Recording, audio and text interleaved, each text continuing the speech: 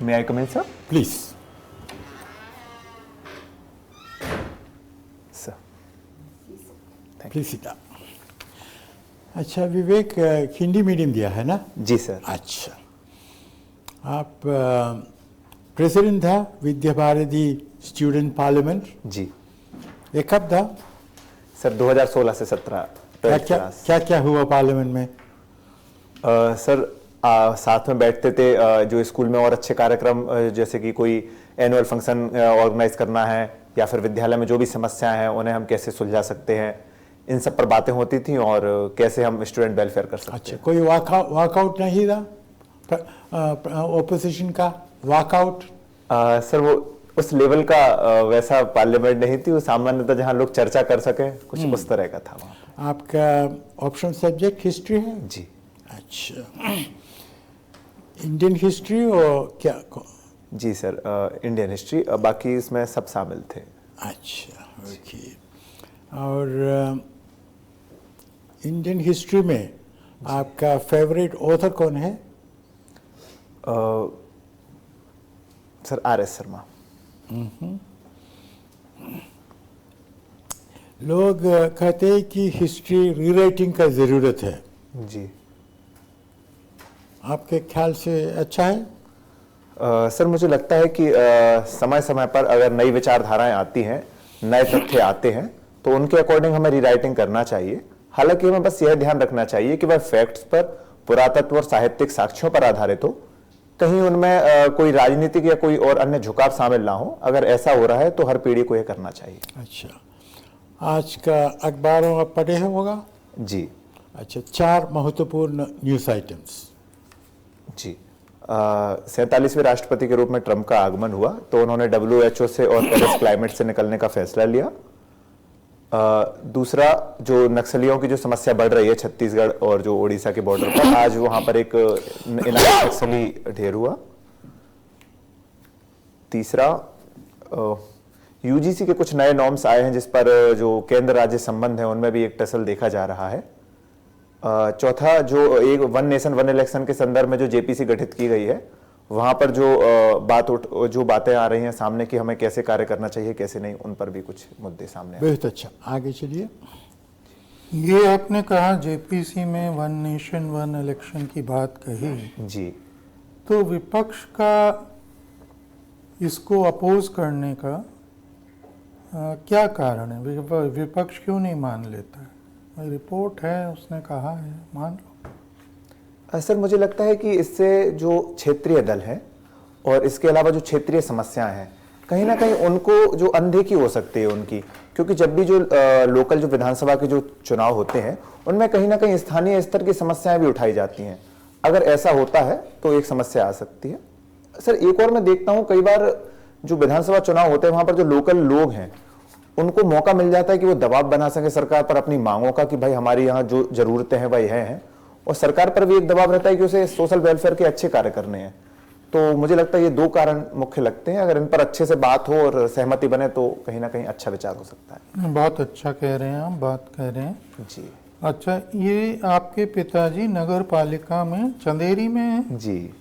अच्छा, तो नगर पालिका की क्या दिक्कतें रहती हैं, क्या प्रॉब्लम रहता है? जी। सर अगर इसकी मुख्य चुनौती की मैं बात करूं तो जो इनको लाने का मुख्य पर्पस था वह कार्यों का विकेंद्रीकरण था, परंतु आज उनमें ही लेट लतीफी और भ्रष्टाचार जैसी समस्याएं देखी जाती हैं, जैसे टेंडर आवंटन हुआ, ये कुछ दूसरी कार्य जो उनके जो कार्य होते हैं जैसे कि सफाई का कार्य, कचरा प्रबंधन का कार्य, जो मूल कार्य हैं उनके, वहां भी एक समस्या देखी जाती है कि वह प्रॉपर नहीं होते हैं। तीसरा, मैं अगर मुख्य जो चुनौती बताऊं तो सर जो CM हेल्पलाइन है उनके कार्यों का निराकरण ना होना, और कुछ ऐसे जो मुख्य चुनौती मुझे दिखती है। नहीं, ये चुनौतियां तो पहले भी थी जी। ऐसा तो नहीं है कि ये आज चुनौतियां आ गई। जी।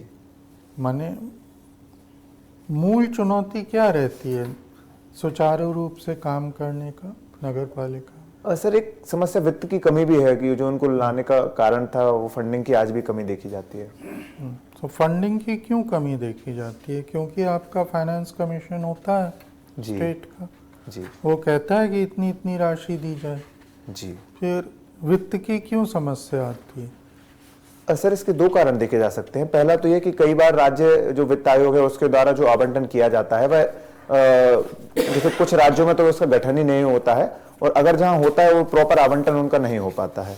दूसरा सर इनके खुद के जो स्रोत है, जैसे कि चुंगी के माध्यम से कर इकट्ठा करना या फिर अलग अलग जो ये टैक्स लगाते हैं वह भी उसमें भी कई बार जो कमी देखी जाती है वह भी होती है। हालांकि उन्हें अलग अलग तरीके से हम दूर कर सकते हैं। ठीक है। आपने ये आर्म फोर्सेस का एग्ज़ाम दिया था जी, तो सेंट्रल आर्म फोर्सेस की ज़रूरत क्या है? क्योंकि आपका भाई एक्सटर्नल के लिए मिलिट्री है जी, और स्टेट के लिए पुलिस है, जी। तो ये सीएपीएफ की लीगल रिक्वायरमेंट क्या है और प्रैक्टिकल रिक्वायरमेंट है कि नहीं? जी सर मुझे दो तरह से इसकी रिक्वायरमेंट दिखती है। पहला तो ये सर, ये चूंकि आर्मी अगर बाहर के जो स्रोतों से लड़ने का काम करेगी और पुलिस लॉ एंड ऑर्डर का कार्य करेगी, परंतु आंतरिक सुरक्षा का भी एक मुद्दा सामने आता है जिसको सीएपीएफ टैकल करता है। और दूसरा सर जैसे कि राइट्स कंट्रोल हुआ, इसके अलावा सेंट्रल के जो कार्य हुए, जो पीएसयूज हुए उनकी सुरक्षा हुई, हमारे जो सीमाओं की भी एक सुरक्षा का एक बहुत प्रमुख मुद्दा आज सामने आता है, तो वह सीएपीएफ द्वारा किया जाता है। खैर सीमा का मुद्दा तो आर्मी को दिया जा सकता है, कोई बात नहीं। तो ये आपका एनएसएस का गठन कब हुआ था? आप एनएसएस में एजुकेशन विंग में थे ना? जी। ये कब गठन हुआ था और इसका क्या उद्देश्य था? सर इसका गठन 24 सितंबर 1969 को हुआ था, गांधी जी के 100वें वर्ष पर। और ये समाज में लोगों को मतलब ऐसा कि वह अपने क्षमता से ऊपर उठे और स्वविवेक से अपना कार्य करें, समाज को अपना योगदान दें, और जो पॉलिसीज होती हैं, जो एक युवा होता है अगर वह अपना कार्य करता है और जो मतलब एक अपना बेटर इंडिविजुअल होने के लिए जो वह समाज को देता है, उसके लिए इसका गठन किया गया था। चंदेरी में जो आपका साड़ियों का व्यापार है, जी, ठीक है, उसको बढ़ावा देने के लिए आप क्या, अगर आप उस ज़िले में हों जी, तो उस, क्योंकि चंदेरी मेरे ख्याल से इतनी बड़ी नहीं है, जी, जबकि बाकी सारी इंडस्ट्रीज, गारमेंट इंडस्ट्रीज बड़ी हैं, जी, तो चंदेरी के जो आपकी इंडस्ट्री है उसे बढ़ावे के लिए क्या करेंगे आप? जी। सर सबसे पहले तो हमारी जो चंदेरी साड़ी का निर्माण होता है वहाँ पर हाथों से उसको बना जाता है, खटके जो होते हैं, तो उसकी जगह सर अब जो हमारे यहाँ हैंडलूम पार्क स्थापित किए जा रहे हैं तो उनकी संख्या में बढ़ाऊंगा, ताकि बहुत मास मूवमेंट में आके लोग कारीगर वहाँ पर आके कार्य कर सकें, तो उसका प्रोडक्शन बढ़ेगा। दूसरा सर, प्रोडक्शन के बाद उसका हमें प्रचार प्रसार करना होगा, तो जैसे कि सोशल मीडिया का यूज़ कर सकते हैं हम, एक मतलब जो ट्राइबल कल्चर है उससे जोड़ सकते हैं, ई हाट लगा सकते हैं।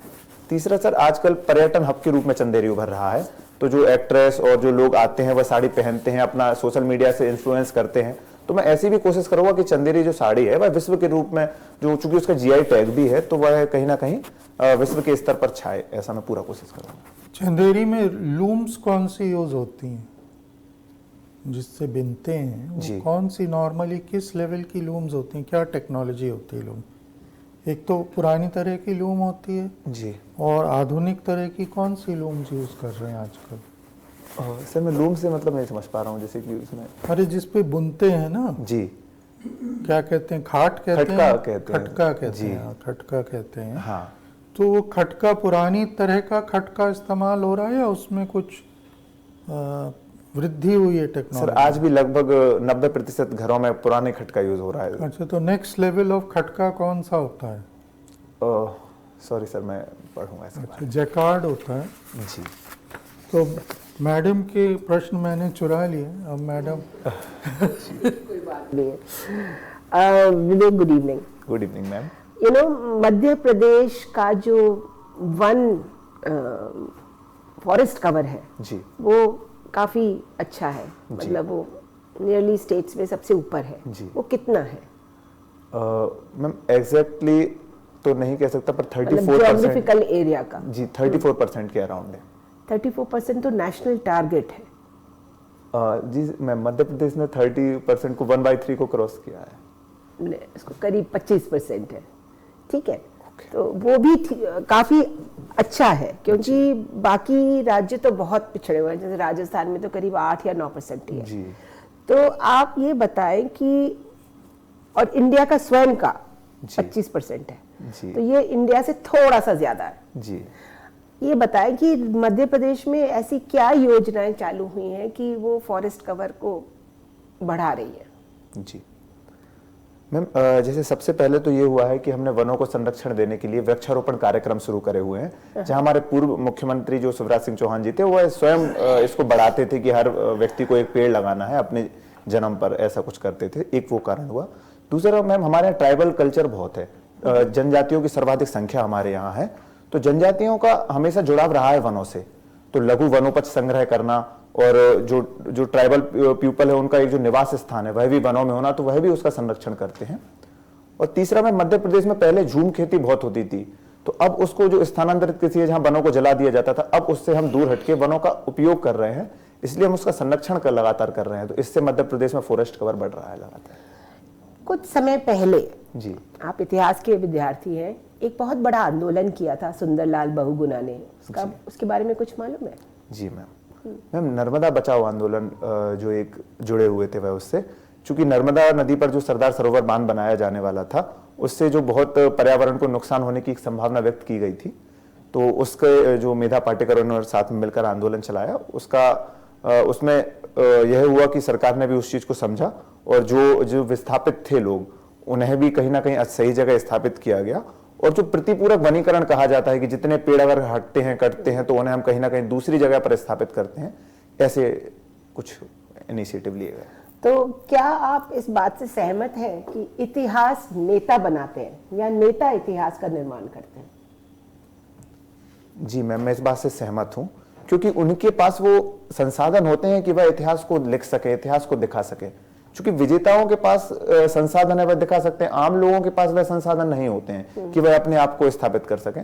हालांकि मैम समय बदल रहा है, सबॉल्टन विचारधारा सामने आ रही है, हम निम्न तबके के कमजोर तबकों को आज सामने ला रहे हैं, जो कि हमें यह बताता है कि आज हम लोग उन छुपे हुए वर्गों को भी सामने ला रहे हैं। तो हमारा इतिहास है 1947 तक जाके करीब करीब खत्म हो जाता है। हम कहते हैं कि हाँ जी, वहां फ्रीडम स्ट्रगल तक की हिस्ट्री बात करो, उसके आगे की हिस्ट्री की कोई बात ही नहीं करता, जबकि अब करीब करीब 75 साल से ऊपर हो गया उसके बाद भी जी। तो इतिहास का एक पूरा युग बन गया है। तो इस युग में आप मुझे बताएं कि विश्व की कौन सी 3 महत्वपूर्ण घटनाएं हैं जो कि एक आने वाले इतिहास का अभिन्न पार्ट होंगी? मैम, एक तो संयुक्त राष्ट्र संघ का निर्माण। अच्छा, बहुत महत्वपूर्ण लगा आपको, वेरी गुड। और जी, दूसरा सोवियत संघ का विघटन जब हुआ, उसके बाद जो एक ध्रुवीय और बहुध्रुवीय दोनों जो विश्व की शुरुआत हुई वह। तीसरा मैम, जो 9/11 का अमेरिका हमला हुआ, उसके बाद जो आतंकवाद के खिलाफ जो गोलबंदी हुई पूरे विश्व में, ये मुझे 3 घटनाएं लगती हैं जो निकट आने वाले भविष्य में भी इनकी जो छाप रहेगी। चलिए, बहुत बढ़िया, थैंक यू। ओके विवेक जी, ये बताइए, आप चंदेरी से हैं, चंदेरी की हिस्टोरिकल इंपॉर्टेंस क्या है? जी सर, यहाँ कुछ युद्ध भी हुए हैं। जी, है ना? सर, पहले तो महाभारत काल से इसकी शुरुआत होती है। शिशुपाल चंदेरी के राजा थे। उसके बाद मध्यकाल में यहाँ पर मालवा सल्तनत का आगमन हुआ और उसके बाद 1528 में बाबर और मेदिनी राय का जो युद्ध हुआ वह चंदेरी का ही युद्ध था। इसके बाद यहाँ पर सिंधिया राजवंश आ जाता है और तब से यह उनका गढ़ सिंधिया है। राजवंश का है जी। अच्छा, ये बताइए, हिंदुस्तान की एक्ट ईस्ट पॉलिसी क्या है? जी, सर, इसके माध्यम से हम जो पूर्व में जो पूर्व और पूर्वोत्तर के जो क्षेत्र हैं, जो देश हैं, उनसे हम अपने संबंध स्थापित कर रहे हैं, ऐतिहासिक रूप से भी और भौगोलिक रूप से भी। दूसरा, हम अपने उत्तर पूर्व की समस्याओं का निराकरण करने का भी प्रयास हम एक्ट ईस्ट के माध्यम से कर रहे हैं। हमने क्या क्या किया है इसमें? सर, जैसे कि रोड एंड इंफ्रास्ट्रक्चर डेवलप करना, जैसे कि जो कलादान मल्टी मॉडल है, इसके माध्यम से भी जुड़ाव करना। दूसरा, आसियान देशों से अच्छे संबंध स्थापित करना। तीसरा, जो फ्री ट्रेड एग्रीमेंट है आसियान देशों से, वह भी करना। और कुछ सर जैसे ऐसे कार्य, जैसे कि एक भारत की ऐसी छवि हो जिससे कि वह वेलफेयर स्टेट के रूप में देखा जाए, तो म्यांमार हुआ, अन्य राज्य हुए, वहां पर एक ऐसे कार्य करना कि भारत की छवि एक अच्छे पड़ोसी और एक हमें वेलफेयर से उल्टा बांग्लादेश खिलाफ हो गया। हमने बड़ी वेलफेयर एक्टिविटीज करी बांग्लादेश में, जी, पर वो हमारे खिलाफ ही हो गया। जी, सर, अंतर्राष्ट्रीय राजनीति में कहा जाता है कि चीजें बदलती रहती हैं, तो हम भले ही अभी कुछ संबंध ऐसे खटास चल रही हो, परंतु निकट भविष्य में संभावना है कि संबंध सुधरेंगे और पुनः बांग्लादेश अच्छे पार्टनर के रूप में सामने आएगा। अच्छा, ये बताइए कि ये अराकान आर्मी का नाम बहुत सुन रहे हैं, क्या है ये अराकान आर्मी?